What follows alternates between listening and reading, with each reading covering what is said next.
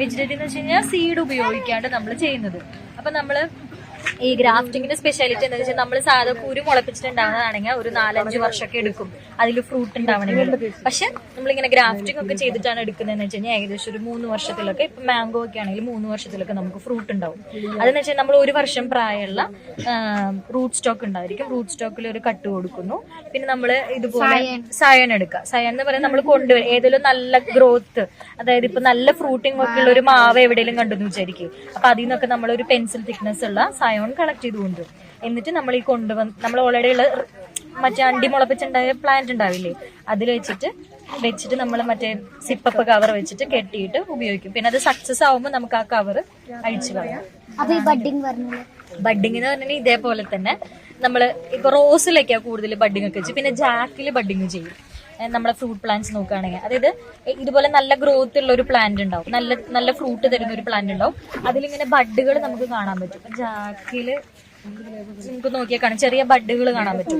ആ ബഡ് നമ്മളൊരു സ്ക്വയർ ഷേപ്പിൽ പലതരത്തിലുള്ള ബഡുകളുണ്ട്. ഇപ്പൊ പാച്ച് ബഡ് ആണെങ്കിൽ നമ്മളൊരു പാച്ച് ഷേപ്പിൽ ആ ബഡ് എടുത്തു കൊടുത്തിട്ട് അതേപോലെ നമ്മൾ റൂട്ട് സ്റ്റോക്കിന്റെ അവിടെ അതേപോലെ ആ മുറിവ് ഉണ്ടാക്കുക. എന്നിട്ട് ഈ ബഡ് ഇവിടെ കൊണ്ടുവന്ന് വെച്ചിട്ട് സെയിം ഇതുപോലെ ആ സിപ്പപ്പ് ഒരു കവർ ഉണ്ട്, പോളിത്തീൻ ഷീറ്റ് വെച്ചിട്ട് ഫുള്ള് ചുറ്റി കൊടുക്കുക. എന്നിട്ട് ആ ബഡ് അടക്കം മൂടണം. എന്ന് വെച്ചാൽ അതിലേക്ക് വെള്ളം വരാൻ പാടില്ല. ഇപ്പൊ നമ്മൾ ഗ്രാഫ്റ്റ് ചെയ്യുകയാണെങ്കിലും ബഡ് ചെയ്യുകയാണെങ്കിലും നമ്മൾ ആ ഒരു കട്ട് ഉണ്ടാക്കി കഴിഞ്ഞാൽ അതിന്റെ ഉള്ളിലേക്ക് പുതിയ പാത്തോജൻ വന്നിട്ട് അതിന് അസുഖം വരാനുള്ള ചാൻസ് ഉണ്ട്. അപ്പൊ അതൊന്നും ഇല്ലാണ്ടിരിക്കാനായിട്ട് ഫുള്ള് കവർ ചെയ്യണം. നനയ്ക്കുമ്പോഴും അധികം നനവ് അതിന്റെ ഉള്ളിലേക്ക് വരരുത്. പിന്നെ ഏകദേശം 1 മാസമൊക്കെ കഴിയുമ്പോഴേക്കും പുതിയ പ്ലാന്റ് അതിൽ നിന്ന് വന്നു. വളർന്നു വരുമ്പോൾ നമ്മൾ ഇതുപോലെ ഒരു സ്ട്രക്ചർ ഉണ്ടെങ്കിൽ അതിന് വളർന്നു വരാനായിട്ട് എളുപ്പമായിരിക്കും. അതിന്റെ സൈഡിൽ നിന്ന് റൂട്ട് നിങ്ങൾ കണ്ടോ, ആ പോസ്റ്റിലൊക്കെ റൂട്ട് കണ്ടോ, അതൊക്കെ ആ പ്ലാന്റിന്റെ സൈഡിൽ നിന്ന് വന്നിട്ടുള്ള റൂട്ട്സ് ആണ്. അപ്പൊ ആ റൂട്ട്സ് വെച്ചിട്ട് അത് ആ പോസ്റ്റിലേക്ക് വളർന്നിട്ട് അങ്ങനെയാണ്. ഇത് ഏകദേശം 1 ഇയർ കഴിയുമ്പോഴേക്കും നമുക്ക് ഫ്ലവറിങ്ങും ഫ്രൂട്ടിങ്ങും കിട്ടും. ഈ ഡ്രാഗൺ ഫ്രൂട്ടിന്റെ ഫ്ലവറിന്റെ കളർ വൈറ്റ് ആയിരിക്കും. പിന്നെ ചില വെറൈറ്റീസിൽ മാത്രം പിങ്ക് കണ്ടിട്ടുണ്ടോ, ഫ്ലവർ പിങ്ക് കളറിൽ കാണാൻ പറ്റും. പിങ്ക് കളർ നല്ല കുറവാണ്, വൈറ്റ് ആണ് കൂടുതൽ കോമൺ ആയിട്ട് ഉണ്ടാവുക. ഓക്കെ, അത് രാത്രിയാണ് ഫ്ലവറിങ്. പിന്നെ ഫ്ലവറിങ് കഴിഞ്ഞിട്ട് 1 മന്ത് ആകുമ്പോഴേക്കും നമുക്ക് ഫ്രൂട്ട് സെറ്റ് ആയി ഫ്രൂട്ട് ഹാർവെസ്റ്റ് ചെയ്യാനും. ഹാർവെസ്റ്റ് ചെയ്യേണ്ട ടൈം ആകുമ്പോൾ അതിന്റെ കളർ ചേഞ്ച് ആവും. ഒരു പിങ്ക്, ഒരു ഡാർക്ക് പർപ്പിളിഷ് കളറിലേക്ക് മാറും. ഓക്കെ, പിന്നെ ഇതിന്റെ സ്പെഷ്യാലിറ്റി ഇപ്പൊ നല്ല മഴക്കാലത്താണ് ഫ്രൂട്ട് ഉണ്ടായെന്ന് വിചാരിക്കും. അപ്പൊ ആ മഴയുടെ കൂടെ അതിന്റെ ഷുഗർ കണ്ടന്റ് ഇറങ്ങിപ്പോകും. നിങ്ങൾ കഴിച്ച എല്ലാ ഡ്രാഗൺ ഫ്രൂട്ടിനും നല്ല മധുരം ഉണ്ടായിരുന്നോ? ഇല്ലല്ലോ. ചിലതിന് നല്ല മധുരം ഉണ്ടാവും, ചിലതിന് മധുരം കുറവായിരിക്കും. അതെന്താന്ന് വെച്ച് കഴിഞ്ഞാൽ ഇതിന്റെ ഫ്രൂട്ടിങ് റെയിനി സീസണിന്റെ ടൈമിൽ വന്നിട്ട് കോയിൻസൈഡ് ചെയ്യുകയാണെങ്കിൽ ആ സ്വീറ്റ് കണ്ടന്റ് കുറയും. ഏത് കളറൊക്കെ ഡ്രാഗൺ ഫ്രൂട്ട് ഫ്ലഷ് കളർ കണ്ടിട്ടുണ്ട്? വൈറ്റ്, പിന്നെ പുറമേയുള്ള കളറോ? യെല്ലോയുടെ ഉള്ളിലത്തെ ഫ്ലഷ് കളർ വൈറ്റ് ആയിരിക്കും. അതിന്റെ ഉള്ളിൽ സീഡ് കണ്ടിട്ടില്ലേ? സീഡ് നമുക്ക് പ്രൊപ്പഗേറ്റ് ചെയ്യാം, പക്ഷെ ഈ ജെർമിനേഷൻ എന്താണെന്നറിയില്ലേ? സീഡ് മുളയ്ക്കുന്നതിനെ പറയുന്ന ടേമാണ് ജെർമിനേഷൻ. ഓക്കെ, അപ്പൊ ഈ ജെർമിനേഷൻ പെർസെന്റേജ് കുറവാ. അതുകൊണ്ട് നമ്മൾ ഈ സീഡ് പ്രൊപ്പഗേറ്റ് ചെയ്തിട്ടല്ല ഇത് പുതിയ പ്ലാന്റ്സ് ഉണ്ടാക്കുന്നത്. എങ്ങനെയാണ്? കട്ടിങ്സ് എടുത്തിട്ടാണ്. ഓക്കെ, ഇതിന്റെ ഓരോ കട്ടിങ്സ് എടുത്തിട്ടാണ് പുതിയ പ്ലാന്റ്സ് ഉണ്ടാക്കുന്നത്.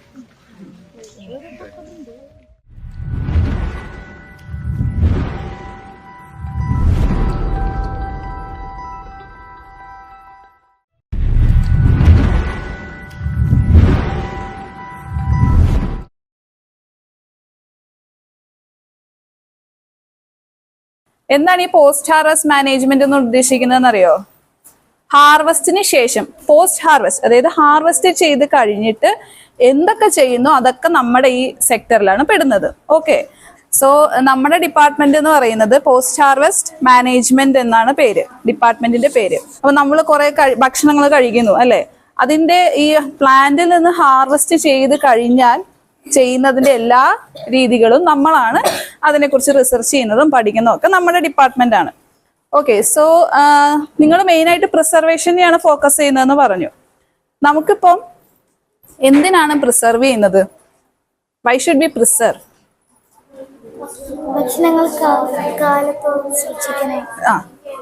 സൂക്ഷിക്കാനായിട്ട് അല്ലെ.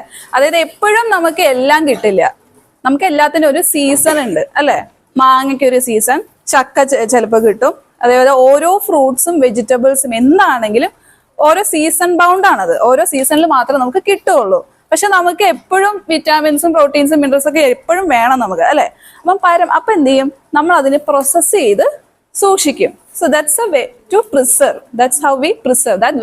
That's why we preserve the fruits and vegetables and whatever it may be. എന്തൊക്കെയാണെങ്കിലും പ്രിസർവ് ചെയ്യുന്നത് അതിനാണ്.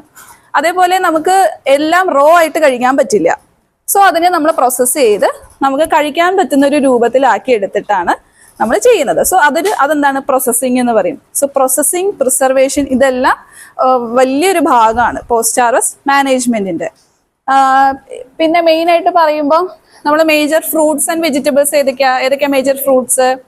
Mango, jack fruit, papaya, apple, custard apple, orange, banana, guava, അങ്ങനെ ഒരുപാട് ഫ്രൂട്ട്സ് ആൻഡ് വെജിറ്റബിൾസ് ഉണ്ട് അല്ലെ. എല്ലാം ഇവിടെ വളരെയോ ഇല്ല. കുറച്ച് ടെമ്പറേറ്റ് ക്രോപ്സ് ഉണ്ട്. ടെമ്പറേറ്റ് ട്രോപ്പിക്കൽ എന്നൊക്കെ പറഞ്ഞാൽ അറിയോ? നിങ്ങൾക്ക് അറിയും അല്ലെ. ടെമ്പറേറ്റ് എന്ന് പറഞ്ഞാൽ തണുപ്പ് രാജ്യങ്ങളിൽ കിട്ടുന്നവ, ആപ്പിള്, പിയർ, പീച്ച് എന്ന് പറയുന്ന ഫ്രൂട്ട്സ് ഒക്കെ. ഇവിടെ ആകുമ്പോൾ നമ്മൾ ഇപ്പൊ പറഞ്ഞ മേജർ ഇതും നമ്മൾ ട്രോപ്പിക്കൽ, സബ് ട്രോപ്പിക്കൽ ഗണത്തിൽ പെടുന്ന ഫ്രൂട്ട്സ് ആണ്. സോ ഇതെല്ലാം നമ്മൾ കിട്ടുന്ന സീസണിൽ പറിച്ചു വെക്കുന്നു. അതിന്റെ കൃത്യം മെച്യൂരിറ്റിയിൽ എത്തിയിട്ട് നമ്മൾ ഹാർവെസ്റ്റ് ചെയ്യുന്നു അല്ലെ. ഈ മെച്യൂരിറ്റി എന്ന് പറയുന്നത് ഭയങ്കര ഇമ്പോർട്ടന്റ് ആണ്. ഏത് മെച്യൂരിറ്റിയിൽ പറിക്കണം എന്നുള്ളത് ഭയങ്കര ഇമ്പോർട്ടന്റ് ആണ്. ഇപ്പൊ മോസ്റ്റ് ഓഫ് ദ ഫ്രൂട്ട്സ് ക്ലൈമാട്രിക്കും നോൺ ക്ലൈമാട്രിക്കും ഒക്കെ ആയിട്ട് നമ്മൾ ഡിവൈഡ് ചെയ്യും. അതറിയില്ല അല്ലെ. ഓക്കെ, ഒന്നുമില്ല. ചിലത് നമ്മൾ പറിച്ച് വെച്ച് പഴുപ്പിക്കാൻ പറ്റും. ചിലത് നമ്മൾ പഴുത്താൽ മാത്രമേ നമുക്ക് പറയാം. അതായത് പറിച്ച് വെച്ച് കഴിഞ്ഞാൽ പഴുക്കില്ല. അപ്പൊ അങ്ങനത്തെ രണ്ട് ടൈപ്പ് ഒക്കെ ആയിട്ട് തിരിച്ചിട്ടുണ്ട്. സോ നമ്മൾ മെച്യൂരിറ്റി, കറക്റ്റ് മെച്യൂരിറ്റിയിൽ ഹാർവെസ്റ്റ് ചെയ്യുക എന്നുള്ളത് വളരെ ഇമ്പോർട്ടന്റ് ആണ്. ഓക്കെ, അപ്പൊ നമ്മൾ ഹാർവെസ്റ്റ് ചെയ്യുന്നു. ഹാർവെസ്റ്റ് ചെയ്തിട്ട് പ്രൈമറി പ്രോസസ്സിങ് ചെയ്യും. പ്രൈമറി പ്രോസസ്സിംഗ് എന്ന് പറഞ്ഞാൽ ക്ലീനിങ് വരും അല്ലെ. ചിലപ്പോൾ മണ്ണോ പൊടിയും ഇതൊക്കെ ഉണ്ടാവും അല്ലെ. അപ്പൊ ആദ്യം വരുന്നത് ക്ലീനിങ് ആണ്. ക്ലീനിങ് കഴിഞ്ഞിട്ട് അതിൻ്റെ ഒപ്പം അതിന്റെ ഞെട്ടുകള് അല്ലെ, ആവശ്യമില്ലാത്ത ഇലകള്, അങ്ങനത്തെ എല്ലാം ട്രിം ചെയ്ത് കളയും. അതേപോലെ പൈനാപ്പിൾ ഒക്കെ ആണെങ്കിൽ അതിന്റെ ആ കൂമ്പൊടിക്കല്, അതൊക്കെ ക്ലീൻ ചെയ്യല്, അങ്ങനെയൊക്കെ ചെയ്തിട്ട് അതൊക്കെ എന്തിൽ ഉൾപ്പെടും? പ്രൈമറി പ്രോസസ്സിങ്ങിൽ ഉൾപ്പെടും. അത് കഴിഞ്ഞിട്ട് വരുന്നത് സെക്കൻഡറി പ്രോസസ്സിംഗ് ആണ്. ബാക്കി അതിനെ കട്ട് ചെയ്ത് എന്തുണ്ടാക്കണം എന്നതിന്റെ ബേസിസിൽ ഓരോ പ്രോസസ്സുകൾ ചെയ്യുന്നത്. മേ ബി പൾപ്പാക്കും. വലിയ വലിയ സൂപ്പർ മാർക്കറ്റിലൊക്കെ പോയി കഴിഞ്ഞാൽ ഫ്രൂട്ട്സ് ഒക്കെ കട്ട് ചെയ്ത് കവറിലാക്കി വെച്ചിരിക്കുന്നത് കാണാം അല്ലെ. ക്ലീൻ ഫിലിം ഒക്കെ ഒട്ടിച്ചിട്ട് ഒരു ബോക്സിലൊക്കെ ആക്കി വെച്ചിരിക്കുന്നത്. അതിനെ മിനിമൽ പ്രോസസ്സിംഗ് എന്ന് പറയും. അതായത് ജസ്റ്റ് നമുക്ക് അതൊന്ന് എടുത്ത് കൺസ്യൂം ചെയ്താൽ മതി, കഴിച്ചാൽ മതി. അപ്പൊ അങ്ങനെയാണെങ്കിൽ അങ്ങനെ അതും ഒരു ടൈപ്പ് ഓഫ് പ്രോസസ്സിംഗ് ആണ്. ഇനി അല്ല വേറെ പ്രൊഡക്ട്സ് ഉണ്ടാക്കാനാണെങ്കിൽ പൾപ്പാക്കുക, അല്ലെങ്കിൽ കാൻഡീസ് ഒക്കെ ആക്കിയെങ്കിൽ നമ്മൾ കുഞ്ഞു കുഞ്ഞു പീസസ് ഒക്കെ ആക്കിയിട്ട് അങ്ങനെ ആക്കണം. So based on the product ആണ് നമ്മൾ സെക്കൻഡറി പ്രോസസ്സിങ് ചെയ്യുക.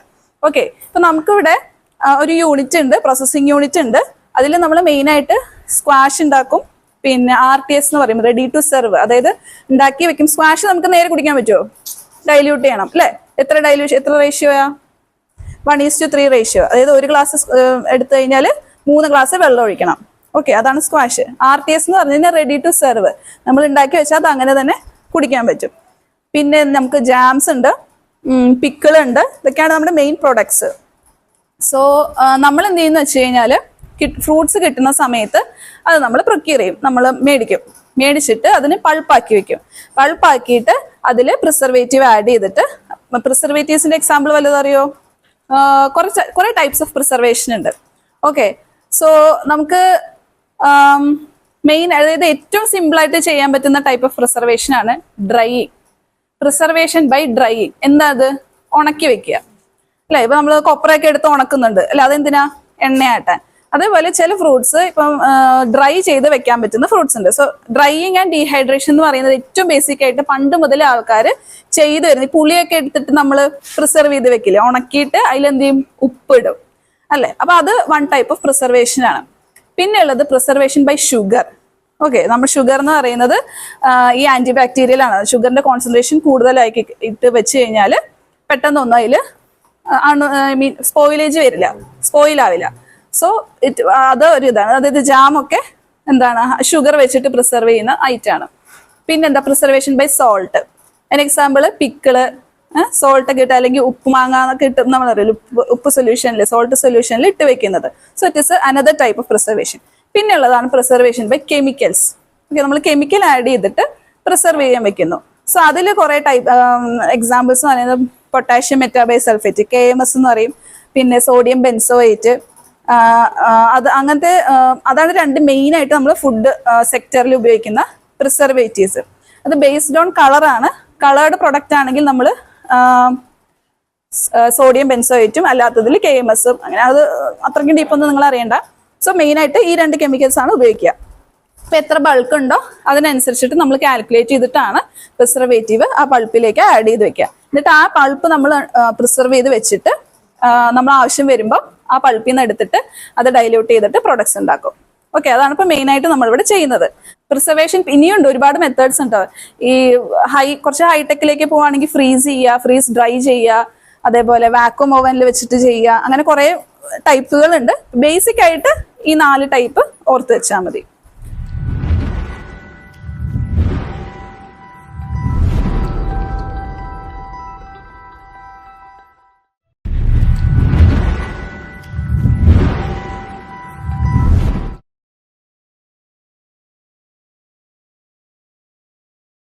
ഇത് നമ്മുടെ ഫുഡ് പ്രോസസ്സിംഗ് യൂണിറ്റ് ആണ്.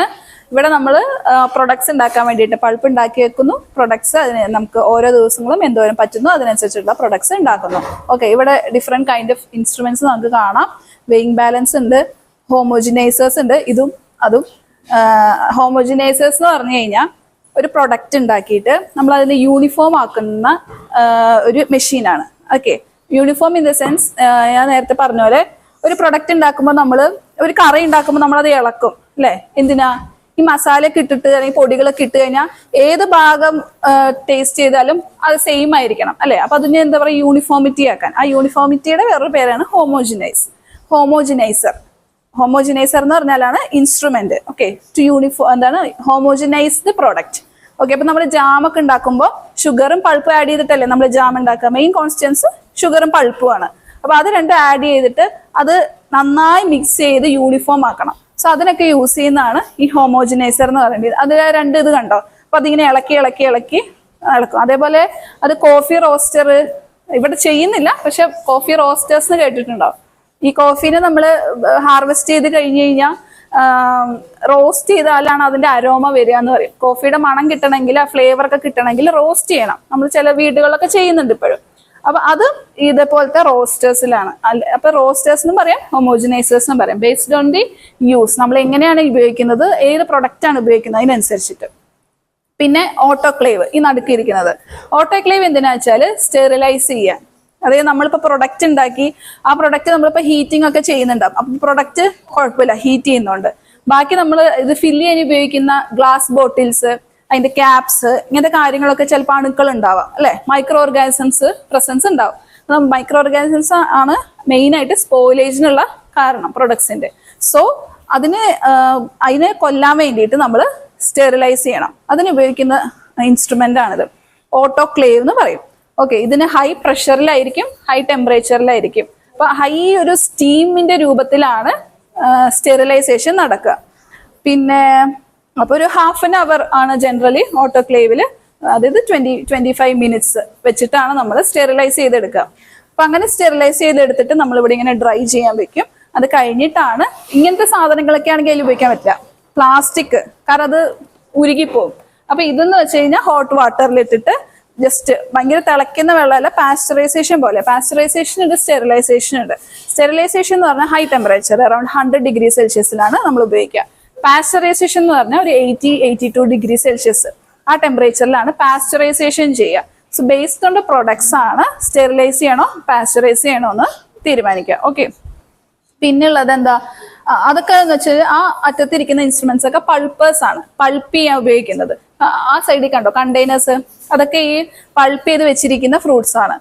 മാംഗോ, ഓറഞ്ച്, പിന്നെന്താ ഗ്രേപ്സ്, അതൊക്കെയാണ് ആ വലിയ കണ്ടെയ്നേഴ്സിൽ ഇരിക്കുന്നത്. അപ്പൊ നേരത്തെ പറഞ്ഞ പോലെ കിട്ടുന്ന സമയത്ത് പൾപ്പ് ചെയ്ത് എടുത്തിട്ട് പ്രിസർവേറ്റീവ് ആഡ് ചെയ്ത് ഇങ്ങനെ സൂക്ഷിച്ചു വെക്കും. എന്നിട്ട് ഓരോ ദിവസവും ഒരു നമുക്ക് ഉണ്ടാക്കാൻ പറ്റുന്ന ഒരു പരിധി ഉണ്ട് അല്ലെ? ഒരാൾക്ക് ചെയ്യാൻ പറ്റുന്ന ഒരു പരിധി ഉണ്ട്. അപ്പൊ ഒരു ദിവസം എത്ര ഉണ്ടാക്കാൻ പറ്റും എന്നുള്ള കണക്ക് വെച്ചിട്ട് അതിൽ നിന്ന് പൾപ്പ് എടുക്കുന്നു, ബാക്കി ഇൻഗ്രീഡിയൻസ് ഒക്കെ ആഡ് ചെയ്തിട്ട് പ്രൊഡക്റ്റ് ഉണ്ടാക്കും. ഓക്കെ, ഇപ്പൊ ഒരു ലൈം ജിഞ്ചർ സിറപ്പാണ് ഉണ്ടാക്കിക്കൊണ്ടിരിക്കുന്നത്.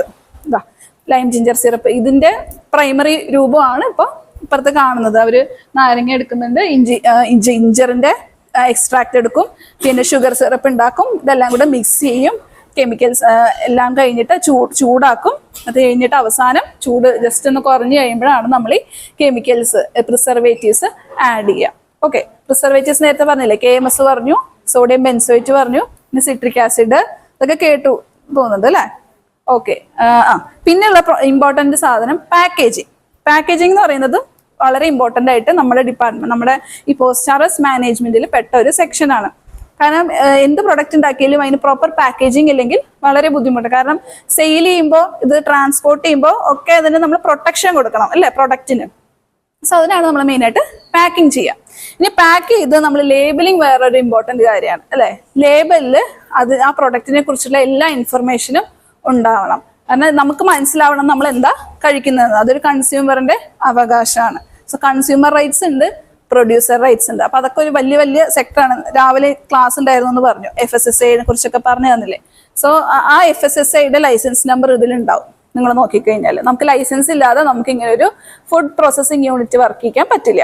സോ അവർ തരുന്ന മാനദണ്ഡങ്ങളൊക്കെ പാലിച്ചുകൊണ്ട് വേണം നമ്മളൊരു യൂണിറ്റ് സ്റ്റാർട്ട് ചെയ്യാനും അത് പ്രവർത്തിച്ചുകൊണ്ടായിരിക്കണം. അപ്പൊ നമുക്ക് നോക്കിക്കഴിഞ്ഞാൽ ഒരു ഏപ്രൺ കെട്ടിയിട്ടുണ്ട് അല്ലെ, ഹെഡ് ബാൻഡ് ഇട്ടിട്ടുണ്ട്. അതൊക്കെ ക്ലീൻലിനെസിന്റെ ഒരു ഭാഗമാണ്. ഇവിടെ ഒന്നും ഒരു ഇത് ഉണ്ടാവില്ല. അപ്പൊ ഫുള്ളി ക്ലീൻ. അതാണ് നിങ്ങളെയൊന്നും ഉള്ളിലേക്ക് കയറ്റാത്ത കേട്ടോ.